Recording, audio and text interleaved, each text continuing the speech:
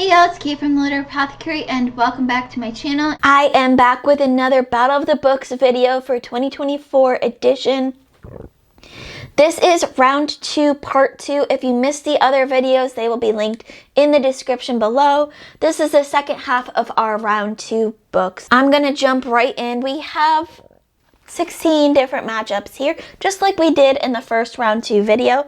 I'm gonna jump right in so this isn't too long. Hopefully I don't talk too much about these books and make this video really long, but we'll see where it goes. Our first matchup is The Last Best Hope, which is a Star Trek Picard book that I read. John had picked it out for me and I read it and I really enjoyed it. Versus How to Seal Your Own Fate. This is a hard one because I enjoyed going into the Star Trek world.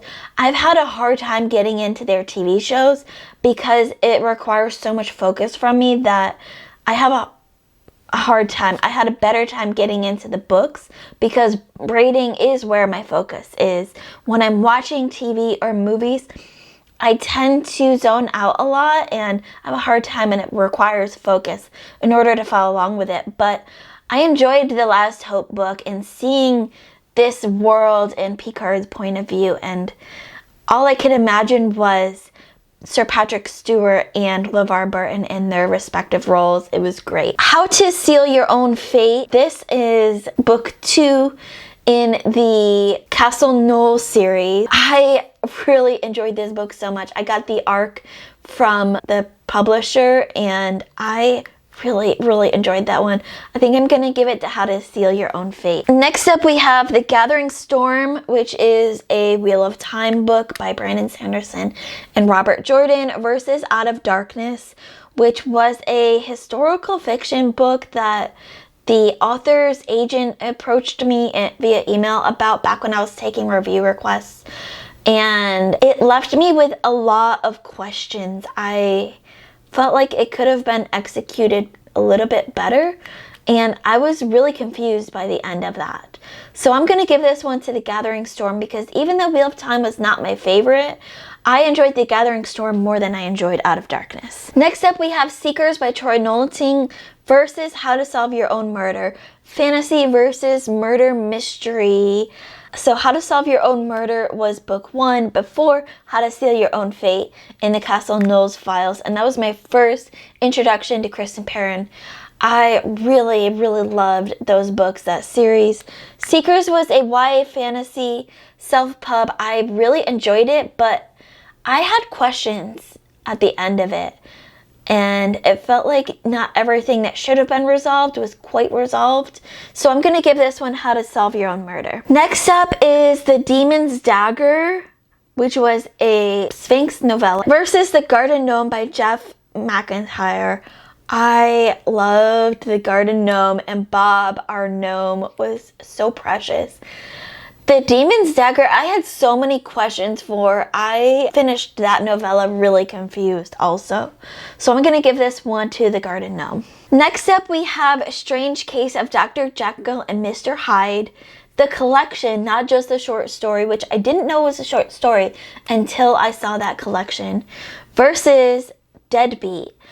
This is a hard one. Dr. Jekyll and Mr. Hyde is a classic.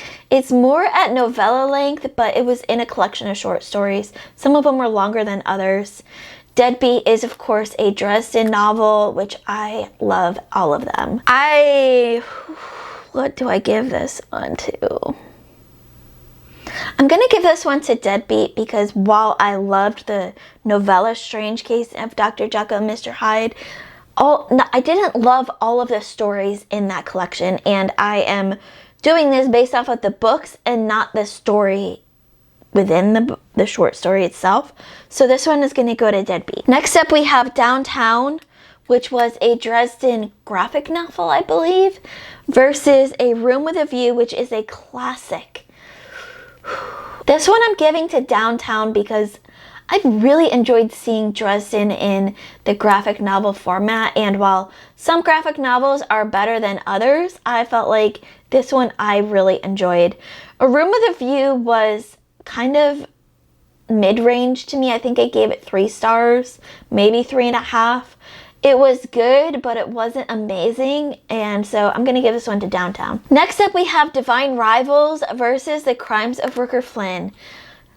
When I read Divine Rivals and its duology, I was so disappointed. This is the second duology by Rebecca Ross that I've read, and y'all know how much I loved her first duology, Elements of Cadence.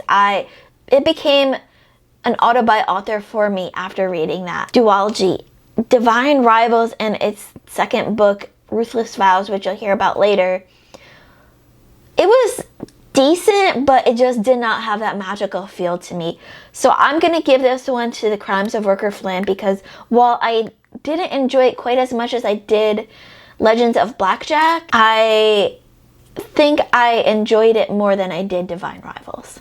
Next up, we have Assassin's Quest by Robin Hobb versus Bounty, and I am going to let down a lot of Robin Hobb fans here, and I'm going to give this one to Bounty. Assassin's Quest just did not work for me at all. I nearly DNF'd it a couple times. There were choices made by Robin Hobb in this book that I did not agree with at all, and I can't, for the sake of me, pass that one on. So this round goes to Bounty. Bounty was a science fiction superhero cyborg book that I still had a lot of questions for, but not like I did with Assassin's Quest.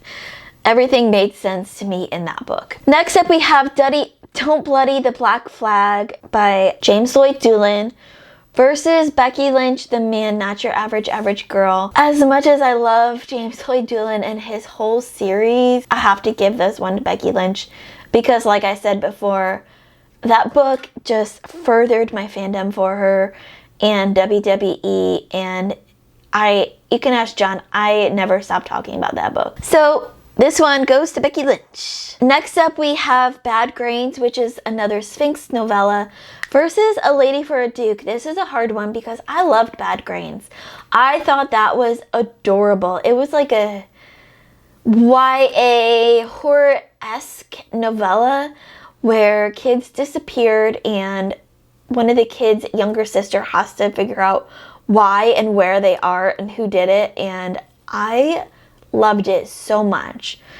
A Lady for a Duke was so great because it's a romance that has a transgender main character, which I hardly see at all.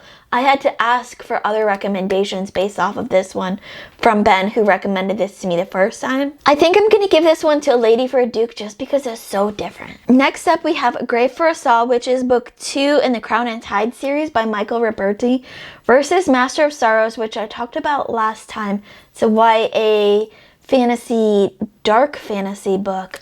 I enjoyed Master of Sorrows, but A Grave for Us All took that series to the next level for me.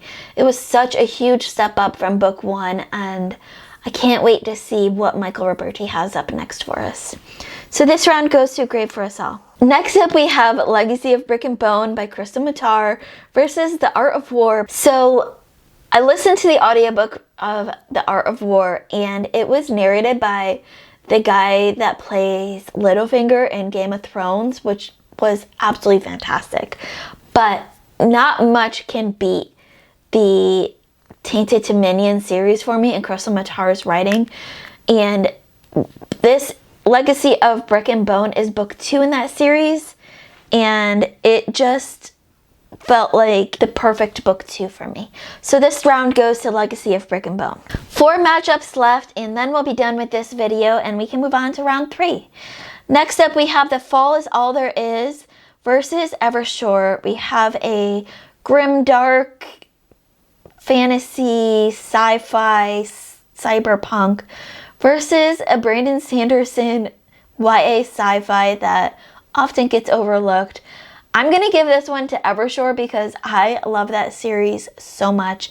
And The Fall Is All There Is, while I liked it, I had some problems with it, and I think book 2, which I'll have a review coming very shortly for that one, was so much better than book 1. So this round goes to Evershore. Next up, we have Ruthless Vows by Rebecca Ross, which is book 2 in that duology I spoke of earlier, versus the Legion of the Lost, which is book 3 in the Spellbinders and Gunslingers series, the final book in that series by Joseph John Lee. This one is going to Legion of the Lost because, y'all, Rebecca Ross disappointed me with their Letters of Enchantment duology, and Joseph John Lee did not disappoint in his final book in that trilogy. Next up, we have The Dark Heart of Illmoure, which was another Sphinx novella, versus The Anatomy of Fear, which was a horror grimdark short story collection by indie authors. I'm going to give this one to The Anatomy of Fear because that short story collection was so unique, and I loved just about every story I read in that. Dark Heart of Illmoure was a novella, like I said, a dark fantasy, grimdark novella that had some mystery to it. It was good, but I don't think it can beat The Anatomy of Fear. And our last matchup for this round is Beach Read by Emily Henry versus Ruins of Smoke, which was another Sphinx novella that I read. This round goes to Beach Read because I loved that book so much. It was definitely one of my favorite books last year. If I had to make a list on my own without doing all of these videos of my favorite books, that would definitely be on there. It made me want to read more Emily Henry books, which I haven't yet, but I will this year at some point. Ruins of Smoke was a good novella, but it was one of those prequel novellas that felt like I had to read book 1 first before I read the prequel to get all of the hype and understand everything that was going on. And I like my prequels to be prequels where I don't need to read a book that chronologically comes after it in order to understand what comes before it, if that makes sense. So this round goes to Beach Read by Emily Henry. And that wraps up round 2 of my Battle of the Books 2024 edition. Let me know in the comments below, what did you think of these picks? Which ones did you agree with? Which ones surprised you? Which ones would you have put in if you had to do this all by yourself? Stay tuned for round 3 coming next week, and I love you all to the moon and back. Keep reading.